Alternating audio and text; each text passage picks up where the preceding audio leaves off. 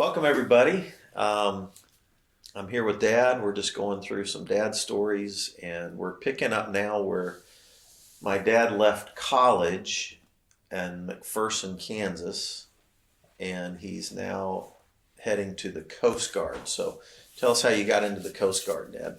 Well, my brother Jack was in the Navy in the Korean War, and I told him that I was going to join the Navy, and he told me not to join the Navy, to join the Coast Guard, because when you make rate in the Navy, you have to go against fleet-wide competition, and in the Coast Guard, you only go by, there's 17 districts. There were 17 districts when I went in the Coast Guard, and you only had to go against your district.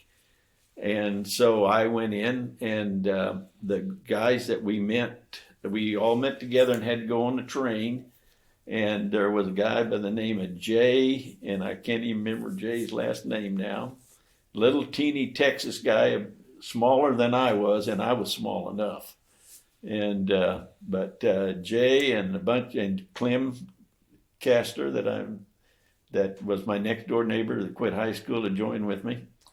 And we got on the train and went to boot camp up in Cape May, New Jersey. And to show that you were a boot camp guy, you had to wear your uniform, and then you had to wear leggings that you had to lace up from your knees down here. And that meant that you was nothing but a peon. Private. Yes, you know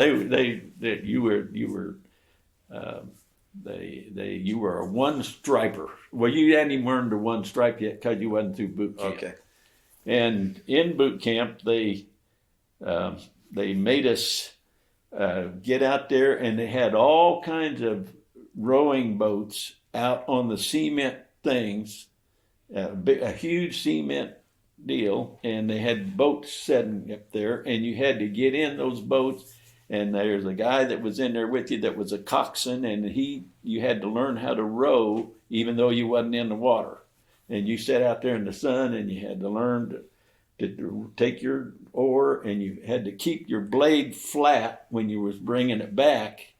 And then you learn to flip it, and then when you do your flipping, then you'd bring oar and then flip, and then that'd flatten your blade out, so that if we hit a wave when you were going forward to do another stroke, it wouldn't knock you on your hind end. Mm-hmm. And that's exactly what it would do. And we found that out.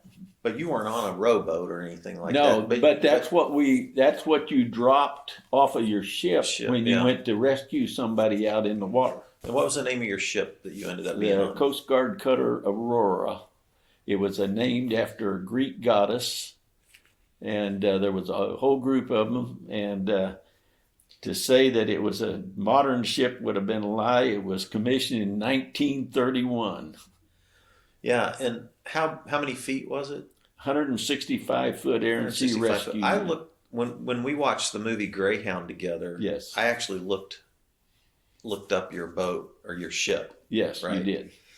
And yeah, so 165-footer. There were several of these commissioned. Is that right? Every one of them. There was 9 of them, for all named after some 9 Greek goddesses. Yeah, for this particular ship.